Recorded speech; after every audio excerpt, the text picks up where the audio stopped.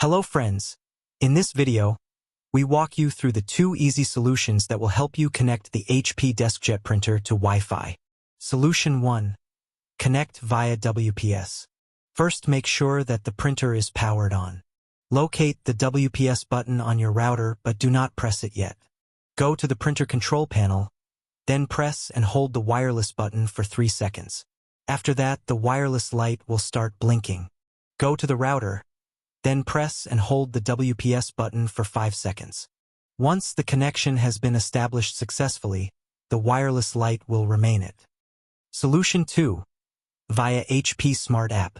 Now open the HP Smart App or your computer or mobile device, and click on Add Printer. Select your printer and then Continue.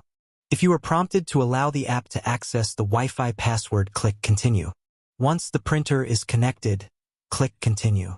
Okay, both these methods are finished. See you in the next video.